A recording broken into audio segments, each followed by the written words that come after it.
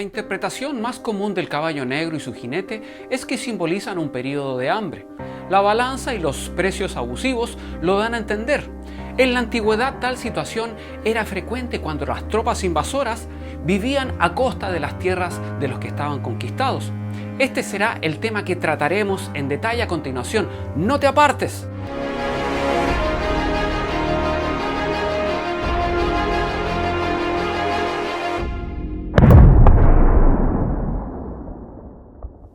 Cuando a instancias del tercer ser viviente, el Cordero abre el tercer sello, aparece un caballo negro cuyo jinete tiene en su mano un par de balanzas.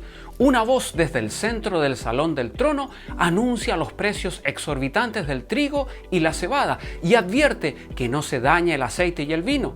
Esta escena se aparta de las dos anteriores por cuanto, además de la orden ven, se oye una voz que transmite un mensaje. Es posible decir que esa voz no pertenece solo al tercer viviente, sino a los cuatro que hablan al unísono. Las palabras de Juan son vagas porque afirma que hubo una voz como si fuera una voz en medio de cuatro seres vivientes. Lenski sugiere que la expresión en medio de no es espacial sino de relación.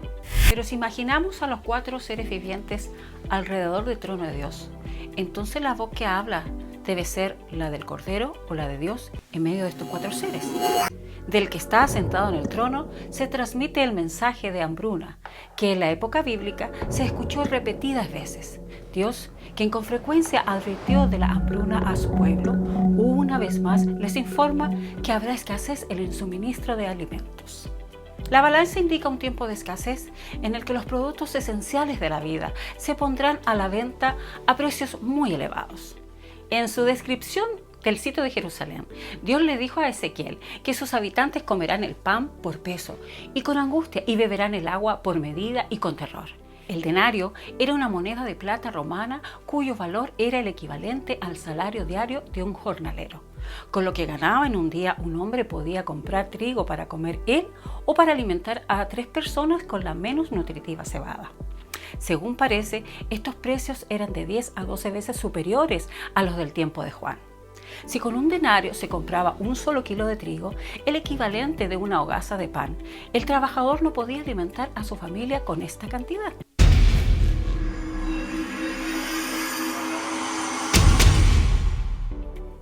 Tendría que escoger comprar 3 kilos de cebada por el mismo precio, pero la cebada carece de gluten, sustancia proteica que se encuentra en la harina de trigo y que hace que la masa sea cohesiva.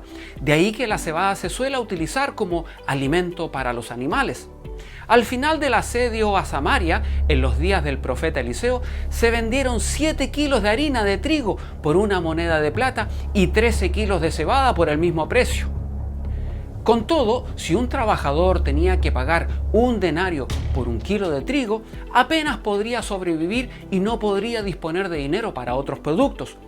¿Cuál es el significado del mandato de no afectar el aceite y el vino?